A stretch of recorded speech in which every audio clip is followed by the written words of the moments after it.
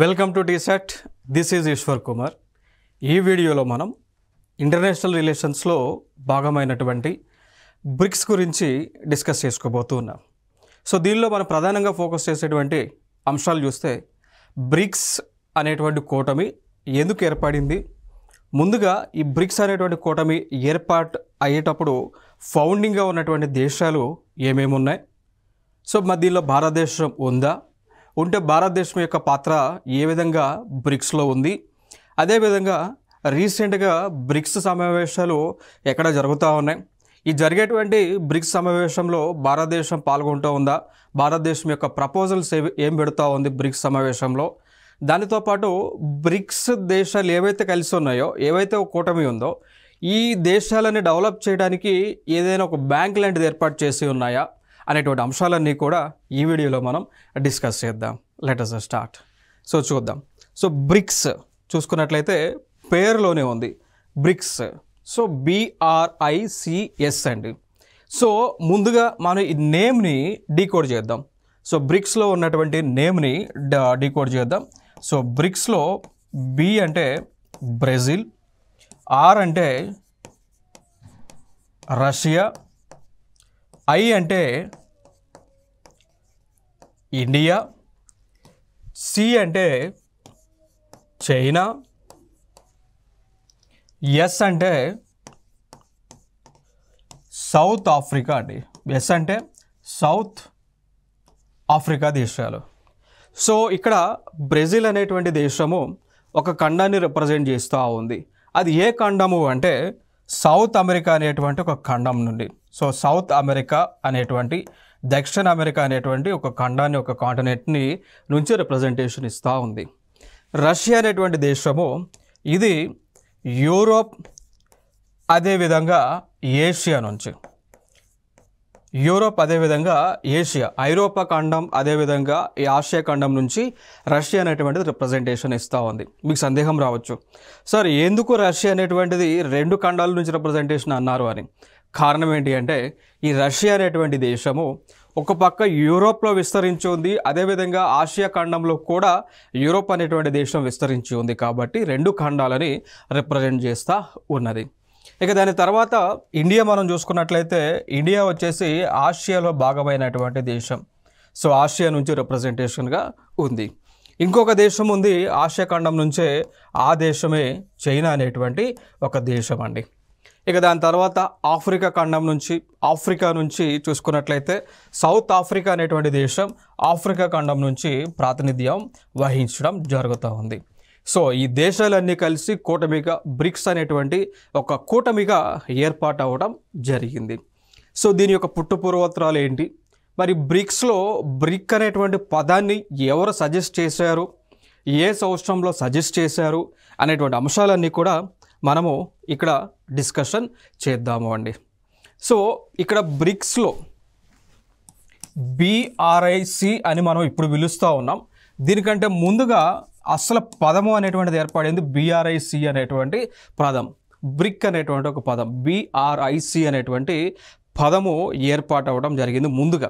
So ఈ వర్డ్ని, ఈ యొక్క పదం ఏదైతే ఉందో, బ్రిక్ అనేటువంటి వర్డ్ ఏదైతే ఉందో, సో దీనిని 2001లో ఒక వ్యక్తి సజెస్ట్ చేశారు. ఆయన పేరే జిమ్ ఓ'నీల్ అనేటువంటి ఆయన. సో జిమ్ ఓ'నీల్ అనేటువంటి ఒక ఆర్థికవేత్త, ఓకేనా. సో ఒక ఆర్థికవేత్త సజెస్ట్ చేయడం జరిగింది ఈ యొక్క పదాన్ని.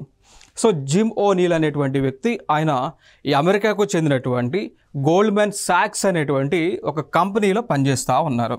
సో గోల్డ్మ్యాన్ సాక్స్ అనేటువంటి ఒక కంపెనీ అండి.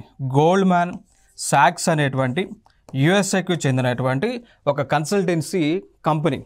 సో ఆ కంపెనీకి చెందినటువంటి ప్రతినిధి అయినటువంటి జిమ్ ఓ'నీల్ గారు బ్రిక్ అనేటువంటి పదాన్ని మొట్టమొదటిసారిగా 2001లో సజెస్ట్ చేయడం జరిగింది. చేసిన తర్వాత అప్పుడు ఈ దేశాలన్నీ కూడా కలిసి ఒక కూటమిగా brick, so Brazil, Russia, India, China అనేటువంటి కూటమి ఏర్పాటు అవడం జరిగింది. దాని తర్వాత క్రమేపీ అక్కడి నుంచి కూడా బ్రిక్ సమావేశాలు జరుగుతూ ఉన్నాయి. డెవలప్మెంటల్ వర్క్స్ అని కూడా మీరు చూస్తూ ఉన్నారు. దాని తర్వాత 2010లో బ్రిక్ అనేటువంటి ఒక పదానికి ఈ కూటమికి సౌత్ ఆఫ్రికా అనేటువంటి దేశము యాడ్ అవ్వడం జరిగింది. ఎప్పుడండి? 2010లో యాడ్ అయింది. So south Africa. సో ఏం జరిగింది? ఇక బ్రిక్ అనేటువంటి పదము కాస్త బ్రిక్స్ అనేటువంటి పదముగా మారింది. ఎప్పటి నుంచి? 2010 నుంచి. సో అక్కడి నుంచి కూడా బ్రిక్స్ అనేటువంటి పదము ఎగ్జిస్టెన్స్లోకి వచ్చింది. So Brazil, Russia, India, China and south Africa అండి. క్లియర్ ఇక్కడ వరకు. ఇంకొక అంశాన్ని మీరు గుర్తుపెట్టుకోవాల్సినటువంటి అంశాలు ఏంటి అంటే, ఈ బ్రిక్స్ అనేటువంటి ఈ పదము సీక్వెన్స్ ఉందో దీని ప్రకారమే ఈ దేశాలలో సమావేశాలు అనేటువంటివి జరుగుతూ ఉంటాయి. ఇప్పుడు ఫర్ ఎగ్జాంపుల్ నేను చెప్పాలి అంటే, ఇప్పుడు ఈ సంవత్సరం 2024, సో 2024 సంవత్సరానికి గాను అక్టోబర్ నెలలో 22వ తేదీ నుంచి 24వ తేదీ మధ్య బ్రిక్స్ యొక్క సమావేశము రష్యా దేశంలో రష్యా దేశంలో జరుగుతూ ఉంది. సో రష్యా దేశంలో కజాన్ అనేటువంటి ఒక ప్లేస్ ఉంటుందండి. రష్యా దేశంలో కజాన్ అనేటువంటి ఒక ప్లేస్ ఉంటుంది. ఆ ప్లేస్లో 2024కి గాను బ్రిక్స్ సమిట్, ఇది 16వ సమిట్ అండి. సో ఇది 16వ సమిట్ జరుగుతూ ఉన్నది. సో ఈ సంవత్సరం రష్యాలో, నెక్స్ట్ ఇయర్ వచ్చేసి ఇండియాలో జరిగింది. ఆ తర్వాత చైనా, ఆ తర్వాత సౌత్ ఆఫ్రికా, ఆ తర్వాత బ్రెజిల్. సో ఈ విధంగా సమావేశాలు అనేటువంటివి ఈ అక్షరం ప్రకారం, ఈ వర్డ్ ఏదైతే ఉందో దీని ప్రకారం ఈ సమావేశాలు అనేటువంటివి జరుగుతూ ఉంటాయి. ఇక దాని తర్వాత మనం మాట్లాడుకోవాల్సి వస్తే, బ్రిక్స్ యొక్క పాత్ర ప్రపంచ దేశాలలో మనం చూసుకున్నట్లయితే, బ్రిక్స్ చూసుకుంటే ఫర్ ఎగ్జాంపుల్ 100% ప్రపంచ జనాభా అనుకున్నప్పుడు కేవలం ఈ 5 దేశాలలో ఉన్నటువంటి జనాభా 41%గా ఉంటా ఉంది అండి. సో చాలా ఇంపార్టెంట్ పాపులేషన్ పరంగా. జీడిపి పరంగా చూసుకున్నట్లయితే 24% ఉంటా ఉంది. సో వరల్డ్ ట్రేడ్, సో ప్రపంచ వాణిజ్యం కనుక మనం చూసుకున్నట్లయితే ఈ బ్రిక్స్ దేశాలలో 16% ఉంటా ఉంది. సో 100% ప్రపంచ దేశాలు 193 దేశాలు కలిపి 100% అనుకుంటే 16% మేర వాణిజ్యం అనేటువంటిది ఈ 5 దేశాల నుంచే జరుగుతూ ఉంది. సో ఈ ఇన్ఫర్మేషన్ నేను ఎందుకు చెప్తున్నాను అంటే, కారణం ఏంటి అంటే, ఇక్కడ బ్రిక్స్ యొక్క పాత్ర ఈ విధంగా ఉంటా ఉంది అండి. So BRICS has most importance among all the countries. Okay, so అన్ని గ్రూప్స్లో కంటే బ్రిక్స్లో ఎక్కువ, మనకి బ్రిక్స్ కూటమిలో ఎక్కువ ప్రాతినిధ్యం అనేటువంటిది కనిపిస్తూ ఉన్నది ఇక్కడ. ఇక దాని తర్వాత ఫర్దర్గా మనం మాట్లాడుకోవాల్సి వస్తే, ఈ బ్రిక్స్ అనేటువంటి కూటమి ఏదైతే ఉందో ఇది సౌత్లో ఉన్నటువంటి కంట్రీస్ చూసాం కదా. ఇప్పుడు వరల్డ్ మ్యాప్ మనం చూసుకున్నట్లయితే, వరల్డ్ మ్యాప్లో ఇది ఈక్వేటర్ అనుకుంటే, 0 degrees లైన్ ఈక్వేటర్, దీన్నే భూమధ్య రేఖగా మనం పిలుస్తామండి. ఓకే, సో భూమధ్య రేఖ పైన ఉన్నటువంటి ప్రాంతాన్ని మనం ఏమని పిలుస్తున్నాము? నార్థరన్ హెమిస్ఫియర్ అంటాం. Northern hemisphere. భూమధ్య రేఖకు, ఈక్వేటర్కు కింద ఉన్నటువంటి ప్రాంతాన్ని సదరన్ హెమిస్ఫియర్ అని పిలుస్తూ ఉంటాం. సదరన్ హెమిస్ఫియర్గా మనం పిలుస్తూ ఉంటాం. ఓకే, సో అయితే ఈ బ్రిక్స్లో ఉన్నటువంటి దేశాలను ఒకసారి మనం ప్రొజెక్ట్ చేస్తే మ్యాప్లో, వరల్డ్ మ్యాప్లో చూస్తే, బ్రిక్స్ అనేటువంటి దేశంలో బ్రెజిల్ ఏమో సౌత్ అమెరికా దగ్గర ఇంచుమించు ఈ ప్రాంతంలో ఉంటా ఉంది. బ్రెజిల్ అనేటువంటిది ఇంచుమించుగా ఈ ప్రాంతంలో, అంటే సదరన్ హెమిస్ఫియర్లో ఉంటుంది. రష్యా అనేటువంటి ప్రాంతం చూసుకున్నట్లయితే సౌత్కి లీన్గా కొంచెం దగ్గరలో, అంటే ఇండియా ఈ ప్లేస్లో ఉంటుంది, ప్రొజెక్షన్లో ఈ ప్లేస్లో ఉంటుంది. సో ఈ ప్రాంతంలో రష్యా ఉంటుంది, ఈ ప్లేస్లో ఇండియా ఉంటుంది. ఓకే, సో ఈ ప్లేస్లో చైనా అనేటువంటి, ఇక్కడ టాప్లో చైనా ఉంటుంది. ఇంకా డౌన్లోకి వస్తే ఈ ప్లేస్లో మనకి సౌత్ ఆఫ్రికా అనేటువంటి దేశం ఉంటుంది. అంటే ఇంచుమించుగా ఈ దేశాలన్నీ కూడా సౌత్ సైడ్గా, ఇంచుమించు నియర్ టు సౌత్, సదరన్ హెమిస్ఫియర్కి దగ్గరగా ఉన్నటువంటి దేశాలండి. ఇవన్నీ కూడా దగ్గరగా ఇంచుమించుగా సదరన్ హెమిస్ఫియర్కి దగ్గరగా ఉన్నటువంటి దేశాలు. సో అట్లా ఈ దేశాలన్నీ కలిపి ఈ సౌత్ పార్ట్లో ఉన్నాయి కాబట్టి వీటిని సౌత్ ఫ్రేమ్వర్క్ ఫర్ కోఆపరేషన్లో భాగంగా ఏర్పాటు అవ్వడం జరిగింది. సో ఫైనల్గా ఇక్కడ చెప్పే అంశం ఏంటి అంటే, ఇప్పుడు ఫర్ ఎగ్జాంపుల్, అంటే యాక్యురేట్గా చూస్తే ఇండియా అయినా రష్యా అయినా అదేవిధంగా చైనా అయినా కూడా నార్థన్ హెమిస్ఫియర్లో ఉన్నప్పటికీ కూడా they are very near to equator కదా, ఈక్వేటర్కి కొంచెం దగ్గరలో ఉన్నటువంటి దేశాలు. సో అట్లా ఇవి సౌత్ పాయింట్ ఆఫ్ వ్యూలో సౌత్ ఫ్రేమ్వర్క్లో భాగంగా ఏర్పాటైనటువంటి దేశాలు. ఇక దాని తర్వాత మనం చూసుకున్నట్లయితే ఈ బ్రిక్స్ అనేటువంటి కూటమి ఏదైతే ఉందో ఈ బ్రిక్స్ అనేటువంటిది డెవలప్డ్ కంట్రీస్కి అంటే అభివృద్ధి చెందినటువంటి దేశాలకి ఆ డెవలపింగ్ కంట్రీస్కి సో అభివృద్ధి చెందుతూ ఉన్నటువంటి దేశాల మధ్య వారధిగా కనిపిస్తూ ఉంది అండి. సో బ్రిక్స్ అనేటువంటి కూటమి అభివృద్ధి చెందినటువంటి దేశాలకి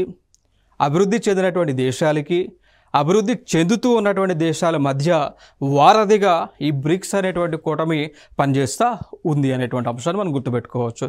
ఇంకా దాని తర్వాత మనం చూసుకున్నట్లయితే ఈ బ్రిక్స్లో ఉన్నటువంటి ప్రధానమైనటువంటి ప్రిన్సిపల్స్ అండి, ప్రధానమైనటువంటి సూత్రాలు అని చెప్పుకోవచ్చు. బ్రిక్స్ కూటమిలో బ్రిక్స్లో ఉన్నటువంటి ప్రధానమైనటువంటి సూత్రాలు చూసుకున్నట్లయితే మొట్టమొదటిగా full respect for the sovereignty of the member states అండి. ఈ ఏ దేశాలు అయితే బ్రిక్స్ కూటమిలో ఏర్పాటై ఉన్నాయో ఆ దేశాలలో ఉన్నటువంటి ప్రతి దేశాన్ని కూడా పరస్పరంగా ఒకరు గౌరవించుకోవడం మొట్టమొదటి ప్రిన్సిపల్ అండి. సో అంటే బ్రిక్స్ కూటమే కాదు, ఏ కూటమైనా కానీ అదే విధంగా ఉంటుంది. ఆయా దేశాలని ఒకరికొకరు వీళ్ళు రెస్పెక్ట్ ఇచ్చుకోవడం, ప్రొటెక్ట్ చేసుకోవడం, కాపాడుకోవడం సిద్ధాంతం, మొదటి సిద్ధాంతం. రెండవది commitment to international law and recognition of central role of UN on peace, security and development. So ఇక్కడ ఐక్యరాజ్య సమితి అనేటువంటిది ఏదైతే ఉందో ఐక్యరాజ్య సమితి అనేటువంటిది ఎందుకు ఏర్పడింది?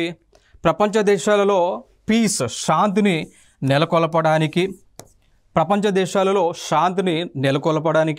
ప్రపంచ దేశాలు అన్నిటికీ కూడా భద్రతను అందించడానికి, సెక్యూరిటీని అందించడానికి, ప్రపంచ దేశాలలో ఎకనామిక్ డెవలప్మెంట్ అనేటువంటిది ఆర్థిక పరమైనటువంటి అంశాలకు సంబంధించి ఎకనామిక్ డెవలప్మెంట్ అయ్యే విధంగా ఆ దేశాలకు ఊతం ఇచ్చేటువంటి ఉద్దేశంతో ఈ యొక్క యునైటెడ్ నేషన్ ఆర్గనైజేషన్ అనేటువంటిది ఏర్పాటు అవడం జరిగింది.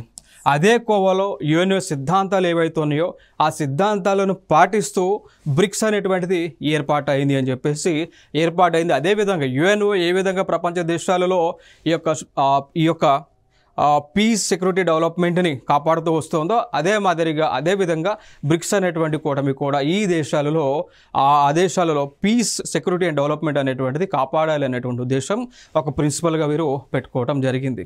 దాని తర్వాత ఇంకొక అంశం మనం చూసుకున్నట్లయితే bilateral relations among these countries have been conducted on the principles of non interference, equality and mutual benefit అండి.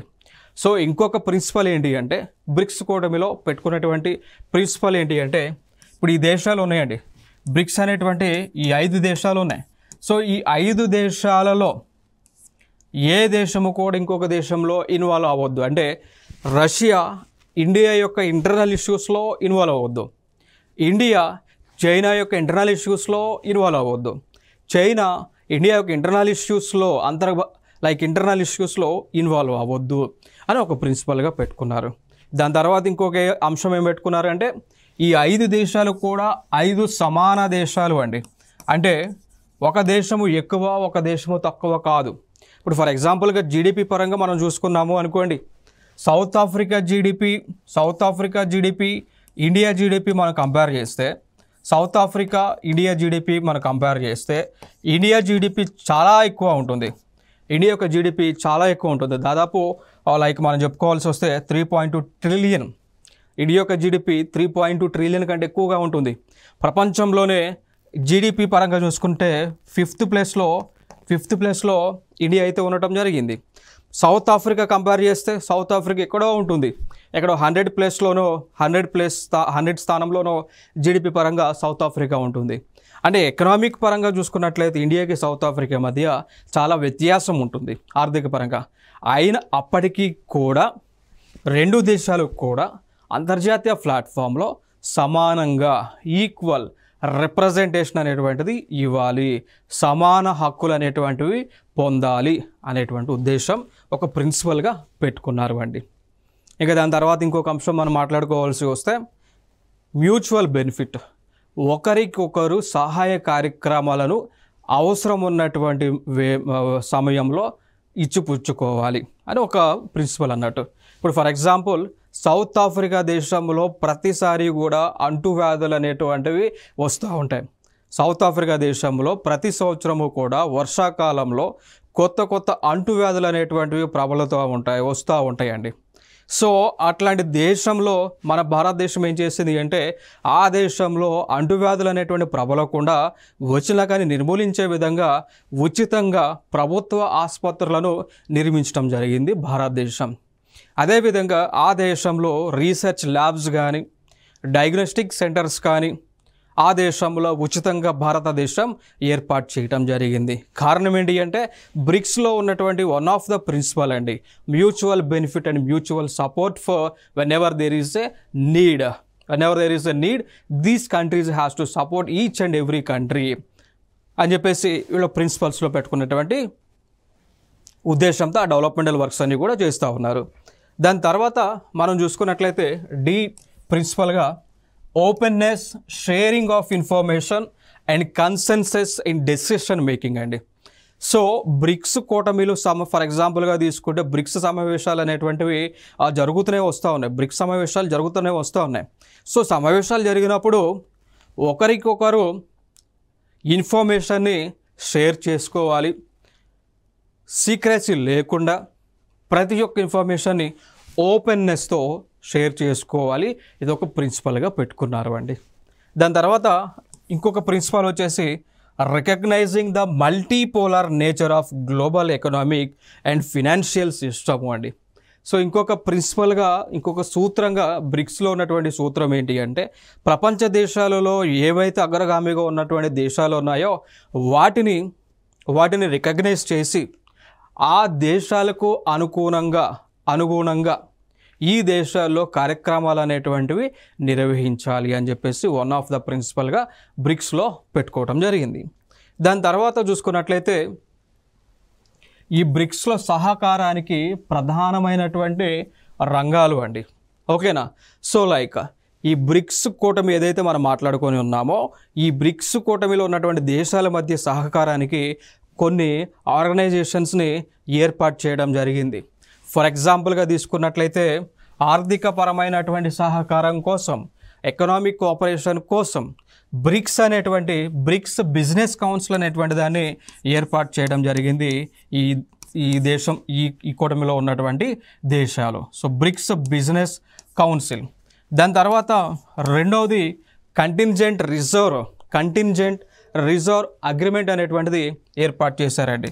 కంటింజెంట్ రిజర్వ్ అగ్రిమెంట్ అనేటువంటిది ఏర్పాటు చేశారు. దాని తర్వాత ఇంకొక అంశం బ్రిక్స్ బ్యాంక్ అంటారండి. బ్రిక్స్ బ్యాంక్ అంటారు. దానినే న్యూ డెవలప్మెంట్ బ్యాంక్ అని కూడా పిలుస్తూ ఉంటారు. సో బ్రిక్స్ దేశాల మధ్య సమన్వయం కోసం, ఆర్థికపరమైనటువంటి సహకారం కోసం ఏం చేశారు? బ్రిక్స్ బిజినెస్ కౌన్సిల్ని ఏర్పాటు చేశారు. కంటింజెంట్ రిజర్వ్ అగ్రిమెంట్ని ఏర్పాటు చేశారు. దాని తర్వాత ఈ దేశాల మధ్య ఒకరికొకరు ఆర్థికపరమైనటువంటి సహాయ కార్యక్రమాల కోసం న్యూ డెవలప్మెంట్ బ్యాంక్ అనేటువంటి దాన్ని కూడా ఏర్పాటు చేశారు మిత్రమా. సో న్యూ డెవలప్మెంట్ బ్యాంక్ ఏదైతే మనం మాట్లాడుతూ ఉన్నామో ఈ బ్యాంక్ అనేటువంటిది భారతదేశంలో దాదాపు 60 ప్రాజెక్టులకు ఆర్థిక సహాయకారం అందిస్తూ ఉన్నారు. ఫర్ ఎగ్జాంపుల్గా తీసుకుంటే ఈ న్యూ డెవలప్మెంట్ బ్యాంకే భారతదేశంలో ఉత్తరప్రదేశ్ రాష్ట్రం ఏదైతే ఉందో ఆ ఉత్తరప్రదేశ్ రాష్ట్రంలో దగ్గర మీరత్ ఎక్స్ప్రెస్ హైవే ఉంటుందండి. ఉత్తరప్రదేశ్ రాష్ట్రంలో మీరత్ ఎక్స్ప్రెస్ హైవే ఉంటుంది. సో ఈ ఎక్స్ప్రెస్ హైవేని నిర్మించడానికి కావలసినటువంటి పూర్తి ఆర్థిక వనరులను ఈ న్యూ డెవలప్మెంట్ బ్యాంక్ వారే అందించారు. అదేవిధంగా ప్రస్తుతం ఈశాన్య రాష్ట్రాల్లో కూడా రోడ్ డెవలప్మెంటల్ వర్క్స్ జరుగుతూ ఉన్నాయి, ఫ్లైఓవర్స్ నిర్మిస్తూ ఉన్నారు, ఎక్స్ప్రెస్ వేలను ఈ యొక్క ఈశాన్య రాష్ట్రాలలో నిర్మిస్తూ ఉన్నారు. సో ఆ రాష్ట్రాలకి కూడా ఫండింగ్ అనేటువంటిది న్యూ డెవలప్మెంట్ బ్యాంక్ వాళ్ళు అందిస్తూ ఉన్నారు. సో దాని తర్వాత మనం చూసుకున్నట్లయితే పీపుల్ టు పీపుల్ ఎక్స్చేంజ్లో భాగంగా సో ప్రజల మధ్య దేశ ప్రజల మధ్య ఈ యొక్క సమన్వయం కోసం కొన్ని ఫోరమ్స్ను కూడా ఏర్పాటు చేశారు. అవి మనం చూసుకున్నట్లయితే యంగ్ డిప్లొమాట్స్ ఫోరం అని, దాని తర్వాత పార్లమెంటరీ ఫోరం అని, ట్రేడ్ యూనియన్ ఫోరం అని, సివిల్ బ్రిక్స్ అనేటువంటి ఒక ఫోరంని ఏర్పాటు చేసుకోవడం జరిగింది.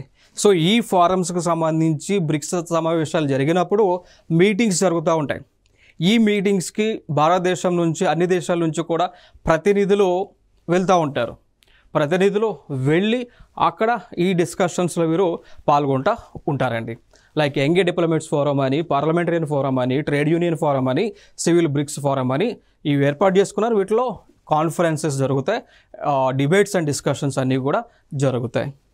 దాని తర్వాత చూసుకున్నట్లయితే ఈ కొన్ని కేబుల్ వేస్తూ ఉన్నారు. మీరు చూడవచ్చు ఇక్కడ కేబుల్ అనేటువంటిది వేస్తూ ఉన్నారు, అండర్ వాటర్ కేబుల్.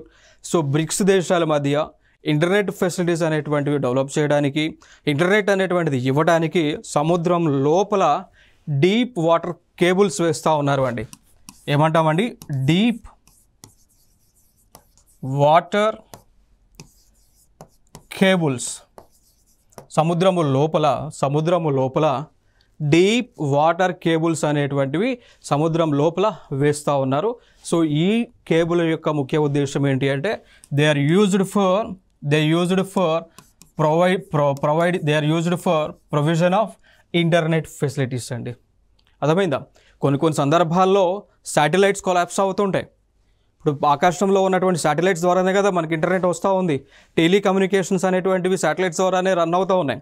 బట్ కొన్ని సందర్భాలలో సూర్యుడి నుంచి సన్ ఫ్లేర్స్ అనేటువంటివి వస్తూ ఉంటాయండి. ఈ సూర్యుడి నుంచి సన్ ఫ్లేర్స్ అనేటువంటివి వచ్చినప్పుడు శాటిలైట్ వ్యవస్థ కూడా స్తంభించిపోయేటువంటి అవకాశం ఉంటుంది. ఎప్పుడైతే శాటిలైట్ వ్యవస్థ స్తంభించిపోయిందో టెలికమ్యూనికేషన్ రంగం అంతా కూడా కుప్పకూలిపోతుంది. అట్లాంటి ఎమర్జెన్సీ సిచ్యువేషన్స్ వచ్చినప్పుడు తక్షణ చర్యలుగా ఎమర్జెన్సీ చర్యల్లో భాగంగా ఈ సముద్రం లోపల వేసినటువంటి కేబుల్స్ ద్వారా ఇంటర్నెట్ అనేటువంటిది ఒక ప్రాంతం నుంచి ఇంకో ప్రాంతానికి అందిస్తూ ఉంటారు అండి. ఓకేనా? సో ఇది ఇక్కడ ఇంపార్టెంట్ ఇన్ఫర్మేషన్. సో ఈ కేబుల్స్ బ్రిక్స్ దేశాల మధ్య వేస్తూ ఉన్నారు. ఇక దాని తర్వాత బ్రిక్స్కి సంబంధించినటువంటి సమిట్స్ మనం చూసుకున్నట్లయితే ఇక్కడ మొట్టమొదటి సమిట్ వచ్చేసి 15 జూన్ 2009లో రష్యా దేశంలో జరగటం జరిగింది. రష్యా దేశంలో మొట్టమొదటి సమిట్ జరిగింది. దాని తర్వాత సెకండ్ సమిట్ వచ్చేసి 2010లో బ్రెజిల్ దేశంలో జరగగా 2011లో మూడవ సమిట్ వచ్చి చైనాలో జరిగింది. ఫోర్త్ సమిట్ వచ్చి 2012లో ఇండియాలో జరిగింది.